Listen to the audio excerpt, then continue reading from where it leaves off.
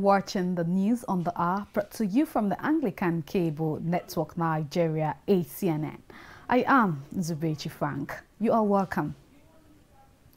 A new redeployment by the management of the Federal High Court has brought back a prominent judge of the court, Justice Okon Abang, to the Abuja Division, from where he was posted to Asaba Division 2 years ago. The new redeployment, according to a circular by the Chief Justice Adamu Abdul Kafarati, is to take effect from February 11th. Judges affected by the redeployment announced in the circular included Justice Nnamdi Dimgba, who is posted to Asaba to replace Justice Abang. Justice Dimgba, who is reputed for speedy hearing and determination of both civil and criminal cases in Abuja, was appointed a judge in 2015 and has since remained in Abuja Division. The rest of the judges with new postings are Justice Babs Kweyumi, who is redeployed from Lagos to Ado-Ekiti, Justice Babatunde Kwadire from Abuja to Maiduguri, Justice Taiwo from Ado-Ekiti to Abuja, and Justice J.K. Dagat from Maiduguri to Lagos. Former President Olusegun Obasanjo has said those in the present administration will not only go to jail, but to hell if their corrupt acts are exposed. He also explained why he forgave an ex-vice president and the People's Democratic Party's presidential candidate, Atiku Abubakar. The former president stated this in an interview with the BBC Yoruba. Comparing Atiku with President Muhammadu Buhari, Obasanjo said his former deputy, though not a messiah, was far better than the incumbent president. Obasanjo, however, said he was not privy to the plans of Atiku if he became Nigeria's next president. Obasanjo said the president's performance in the area of the economy was worse than his assessment of his knowledge of the economy in 2015. The ex-president said Atiku was not an angel, but he had atoned for his sins when he came to him in Abeokuta and sought forgiveness. While accusing Buhari of nepotism, Obasanjo said the president gave priorities to his ethnic group when appointing people into sensitive positions. The chairman of the Presidential Advisory Committee Against Corruption, Professor Ite Sage, has criticized former President Olusegun Obasanjo for attacking President Muhammadu Buhari. Sage, in a 7-page response titled Obasanjo and the Power Withdrawal Syndrome, slammed Obasanjo's boisterous, aggressive and hectoring attitude towards succeeding presidents. He said that Obasanjo's meddlesomeness, rude and occult attitude towards later heads of states was clear that he was addicted to a substance called power. Nigeria must appreciate Buhari for the little he has done and allow him to depart for home in peace if he allows free, fair, peaceful and credible elections. We must also tell ourselves that Nigeria deserves better at this point in time than what Buhari is capable of offering. History will note that he has been here. Nigeria now needs a man with better physical and mental soundness, with an active mind and intellect. Let me say again that Nigeria belongs to all Nigerians and exists for the benefit of all Nigerians and non-Nigerians who desire to live or do business in and with Nigeria. The attitude of "it is my turn and I can do what I like" with impunity will not last, because Nigeria is created by God and it will outlive all evil machinations and designs against the overall interest of Nigeria. Sage stressed that the status of an ex-president is one of quiet dignity, respect, discretion, decorum, discipline and restraint. Obasanjo does not have a single one of these qualities, according to him.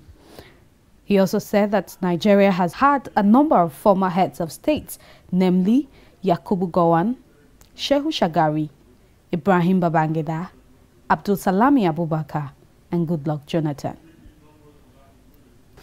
Meanwhile, the Buhari campaign organization has instituted a 40 million naira defamation suit against the presidential candidate of the People's Democratic Party (PDP), Atiku Abubakar, accusing him of defaming President Muhammadu Buhari and his family.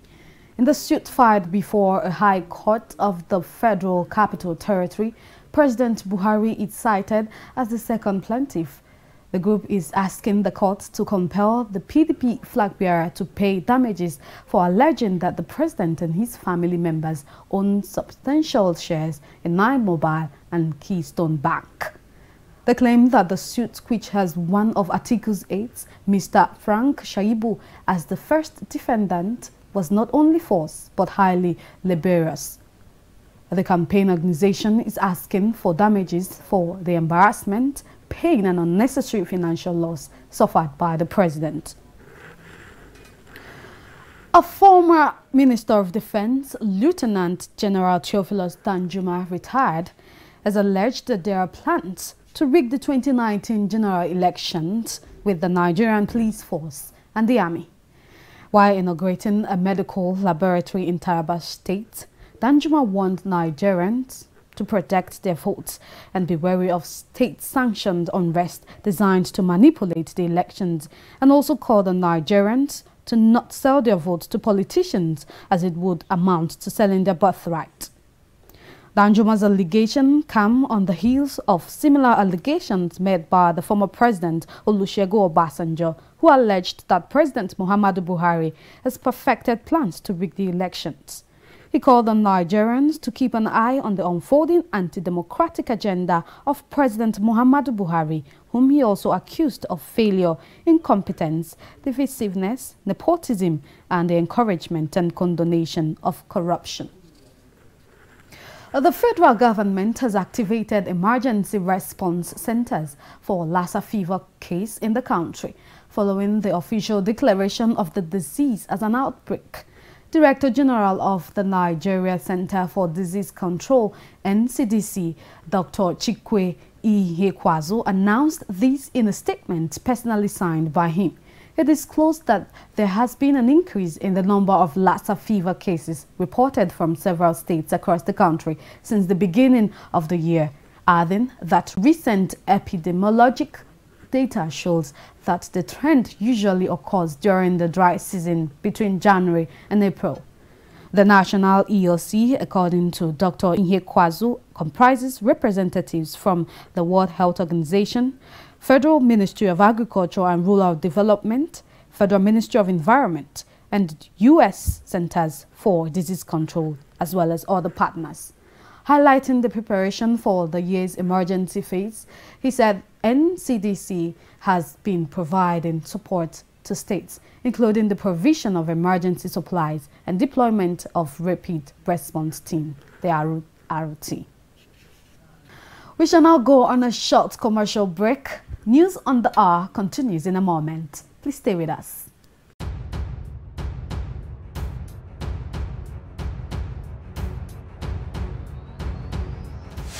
The Independent National Electoral Commission has spelled out the voting procedures for the 2019 general elections via its verified Twitter handle, INEC Nigeria. The following are the 7 steps as stated by INEC. Step 1. Upon arrival at the polling unit, join the queue and present yourself to the INEC official at the polling unit, who will determine whether you are at the correct polling unit and check if the photograph on the permanent voter's card matches your face. If satisfied, he or she will direct you to the next INEC official. Step 2. The official will request for your PVC to confirm that your card is genuine and your details using the smart card reader. He or she will ask you to place your finger on the card reader to confirm that the PVC belongs to you. By ascertaining, the card reader will contain the name, photograph, and fingerprints of all those registered in their polling unit. Step 3. You will then meet the next official who will request for your PVC to confirm that your name and your details are in the voter's register. your name will be ticked and your PVC returned to you. He or she will then apply indelible ink to the cubicle of your appropriate finger for that election to show that you have been accredited to vote. If your name is not found on the register, you will not be allowed to vote. Step 4. The presiding officer stamps, signs, and endorses the date at the back of the ballot paper.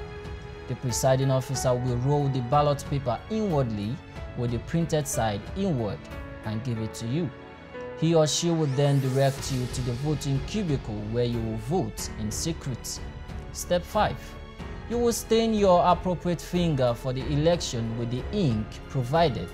Then use your stained finger to mark the space or ballot provided on the ballot paper for your preferred candidate or party.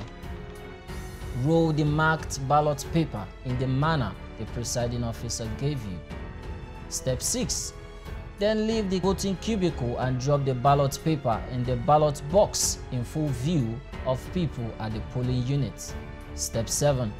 You will then leave the polling unit or wait, if you so choose, in an orderly and peaceful manner to walk the process up to the declaration of results. Note: the results of each polling unit shall be pasted at the unit and for everyone to see. You are welcome back and thanks for staying tuned. For more on our top stories, please visit our website at acnntv.com or youtube.com/ACNNTV. To be up to date with our news and other programs, download the ACNN app for Android from Google Play Store. And now to foreign news. The Ecumenical Council of Churches in Zambia, which includes the Anglican dioceses in the country, has joined other NGOs and Christian groups to express their concern about the crisis in neighboring Zimbabwe. These they expressed in a joint statement issued by the Council of Churches in Zambia, Catholics Zambia, Civil Society Constitutional Agenda, Non-Governmental Gender Organizations Coordinating Council, including Alliance for Community Action and Action Aid. They called for an international response to what they described as human rights violations against citizens of Zimbabwe by the state. The continuing violence raises further questions about President Emerson Mnangagwa's control over the military, which helped bring him to power 14 months ago. As many Zimbabweans, worn down by years of economic hardship, have suddenly found out that they cannot even afford the bus fare to work. In a blunt statement, the Commission and others said at least 8 deaths have been reported since last week. The use of excessive force, especially the use of live ammunition, is not called for when dealing with unarmed civilians. There should be other methods of controlling crowds, and we believe that we've got a very well-trained police force in the country. In Zimbabwe, humanity has lost value.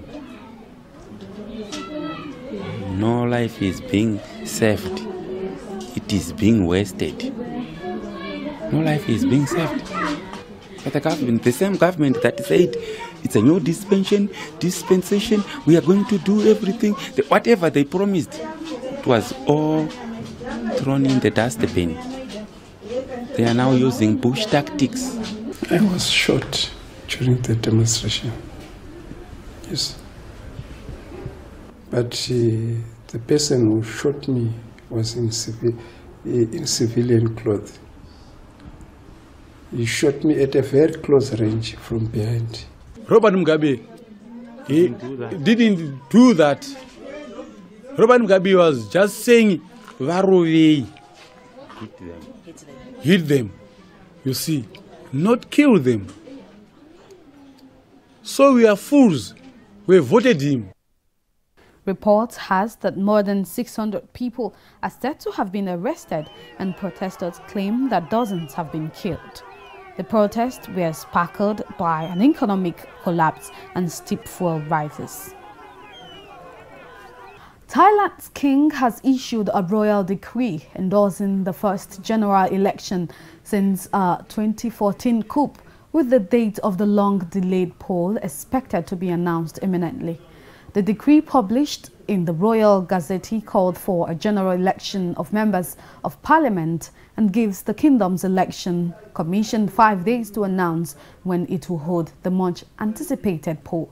The election will be the first since the junta toppled the administration of Yulong Shawaranta nearly 5 years ago, rewriting the constitution, Muslim descent, and appointing key military allies across the bureaucracy.